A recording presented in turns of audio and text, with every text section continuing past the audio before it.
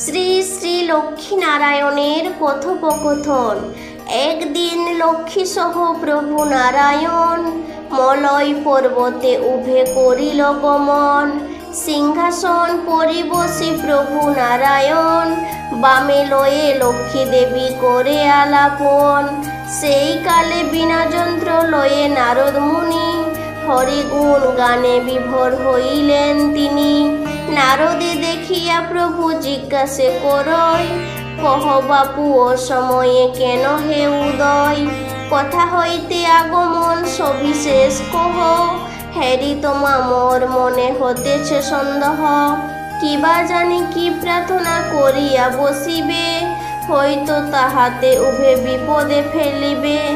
যাহা হোক এবে তব উদ্দেশ্য যে কহ, তব আশা পূর্ণ করিব হে মন লহ। পূর্ণ হবে আশা শুনি তবে মুনিবর, আনন্দে প্রণাম করি হইল বিভোর। নারদ বলিলা প্রভু শুনো মোর কথা, নরলোকে এবে আমি গিয়াছিনু তথা।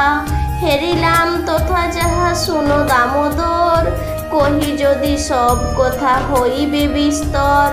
সংক্ষেপ করিয়া কহি শুনো দয়াময়, তা শুনি গলিবে তব পাষাণ হৃদয়। নরলোকে খাদ্য ভাব জীর্ণ শীর্ণকায়, অম্লতরে নরনারী করে হাই হাই। দারুণ অভাবে তারা জ্বলে অহরহ, নিজ প্রাণ তেজিতেছে দেখো কেহ কেহ। বলো বলো ওহে প্রভু কি হবে উপায়, যা করিলে সবাকার দুঃখ দূরে যায়।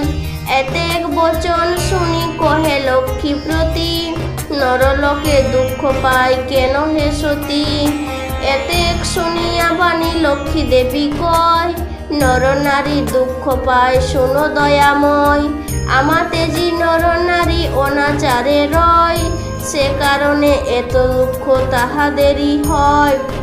নরনারী উভে মিলি কুকর্মতে রত, প্রজাব্রতে দেখি তারা হয়েছে বিরত। সদাচার ছাড়ি উভে অনাচারে রয়, অর্চনা না করে কভু তিলেক আমায়। হেন কর্ম হেতু তারা বহু কষ্ট পায়, হাহাকারে রয় তবু আমারে না চায়। লক্ষ্মীবাণী শুনি প্রভু কয় লক্ষ্মীপতি, কিসে তুমি তুষ্ট হও কহ ওগো সতী? শুনিয়া প্রভুর বাক্য লক্ষ্মী দেবী কয়, শুনো কিছু কহি আমি ওহে দয়াময়। যে নারী প্রতিবাক্য করিয়া পালন, তার গৃহে আমি সদা করি যে গমন। পতির সুখেতে সখী দুঃখে হই দুঃখী, এমতো নারীকে আমি সদাই যে দেখি। ভদ্রাসনে ছোড়া ঝাঁট দেই প্রাতকালে, শুদ্ধ বস্ত্র পরিধান সিঁদুর কপালে। পতির চরণ নিত্য পূজে যেই নারী, মৃত্যু মৃত্যু বাক্য কহে চরণে তাহারি। এই মতো পতি সেবা যে করে নারী, পতিব্রতা সেই নারী শুনহ মুরারি। সদাকাল থাকি আমি তাহার সংহতি, কহি কিছু তার কথা শুনো শ্রীপতি। পুত্রহেন স্নেহ করি স্বামীরে যে ভোজনে, সকলে সমান স্নেহ করে সর্বক্ষণ। পতি বিনা রমণীর নাহিক দেবতা, কহিনু নিশ্চয় আমি শুনো সত্য কথা। নিষ্ঠুর না হয় যে অতিথি অভ্যাগতে, পুণ্যবতী সেই নারী বাখানে জগতে। নাভি সুগম্ভীর যার কুন্দ দন্ধপাতি, তাহারে গৃহেতে মোর নিত্য যে বসতি। শ্বশুর শাশুড়ি পদে যে বা করে নমস্কার, ধনে পুত্র বাড়ে দেখো তাহার আগার। নারায়ণ সমজ্ঞানে সেবয়ে গোধন, সদাকাল কহে যে বা বিনয় বাচন। রাগ হিংসা অহংকার ক্রোধহীনজন, সুআচারে থাকে যেই নারী সর্বক্ষণ। কলহ নাহিক যথা তথা আমি থাকি, অপবিত্র স্থান আমি নয়নে না দেখি।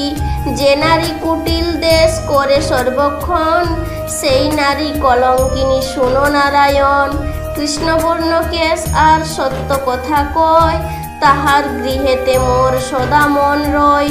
সন্ধ্যাকালে সন্ধ্যা দেই সূচি বস্ত্র হইয়া, সেই নারী গৃহে আমি থাকি যে বসিয়া।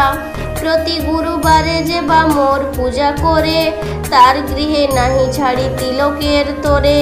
সুআচারে না থাকিলে আমারে না পাই, শুনো নারায়ণ আমি কহিনু তোমায়। অলক্ষণ যত কথা শুনো মন দিয়া, সংক্ষেপে কহিব আমি সব বিস্তারিয়া। খড়মিয়া পা যার বৃহৎ অঙ্গুলি, বিবাহান্তে বিধবা সে কুলক্ষণা বলি। উচ্চ কপাল যেই নারী অতি কুলক্ষণা, যুগ্মভুরু সেই নারী বিশাল নয়না। প্রতিবারে যে বা নারী খাই গ্রাসে গ্রাসে, তিলমাত্র আমি নাহি থাকি তার বাসে। পতি না সেবিয়া যেই নারী অগ্রে খায়, নানা দুঃখে ইহা তার কাটিয়া যে যায়। পায়ে পায়ে ঠেকা ঠেকি রাখে এলো চুল, সেই সব নারী হয় অলক্ষণের মূল। এমন নারীকে মম সদা ঘৃণা হয়, কহিনু নিশ্চয় প্রভু কথা মিথ্যা নয়। কপালে শোভিত যার থাকে না সাদণ্ড, বিবাহান্তে বিধবা সে এই পাপে দণ্ড। নিশাকালে যেই নারী অন্তঃস্থানে গতি, পতির চরণ ছাড়ি সেবে পরপতি। বহুবিধ গহনায় ভূষিত করিয়া, পাপ সয়ে মজে নিজ পতিকে তেজিয়া। পতিনিন্দে যেই নারী পরে বলে ভালো, তাহার গৃহেতে নাহি থাকি এক তিল। সুখ দুঃখ দুটি কথা ভাগ্যের লিখন, অধমা যে নারী করে পতির নিন্দন। সেই নারী মহাপাপী নরকেতে যায়, পতিরে নিন্দিয়া নিজে অধোগতি পায়। পতিকে নিন্দিয়া নারী হইলে বৈমুখ, ইহকাল পরকালে নাহি পায় সুখ।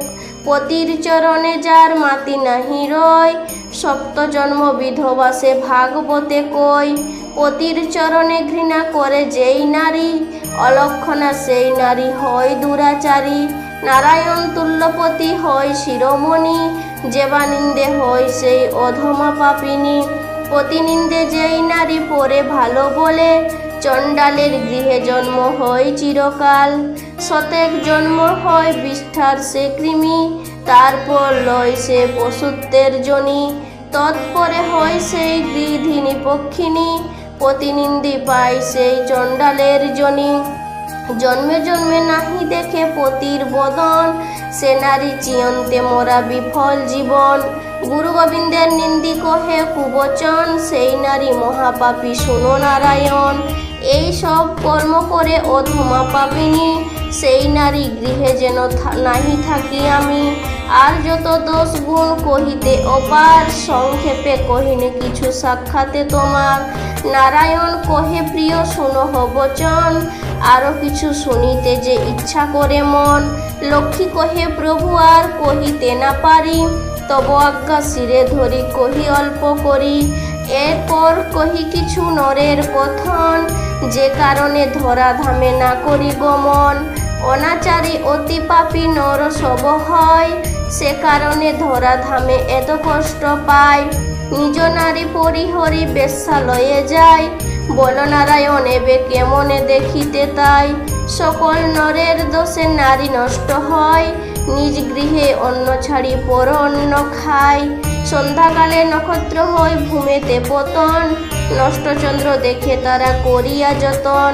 পরপত্নী হরিলয় আর পরধন, তা সবার গৃহে আমি না করি গমন। কামে মত্ত হইয়ে রজ স্ত্রীতে যে গমন, তাহারে বিমুখ আমি হই সর্বক্ষণ।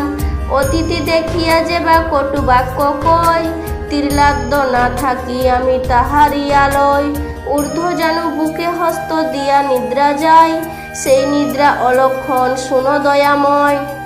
শয়নের কালে যার ভূমি পড়ে পথ, অবশ্য তাহার হরি সমস্ত সম্পদ। নাপিতের দ্বারে খোর করে যেই নরে, সেই অনাচারে তার ধন লই হরে। লক্ষ্মীদ্রোহী হয় যেই ছাড়ি আমি তারে, নিশ্চয় কহিনু প্রভু আমি যে তোমারে। বিক্রয় যে জন করে কমি মাপি মাপি, তার গৃহে আমি নাহি থাকি যে কদাপি। মূল্য ছাড়ি যে জন বেশি মূল্যে বেচে, তার পুত্র পৌত্র ভিক্ষা মাগে নেচে নেচে। সেই মহাপাপে প্রভু তেজি আমি তাই, অধর্ম করিয়া তার জীবন যে যায়। 15 দিনের কথা শুনো নারায়ণ, নিষেধ যে দিন যাহা করিতে ভক্ষণ।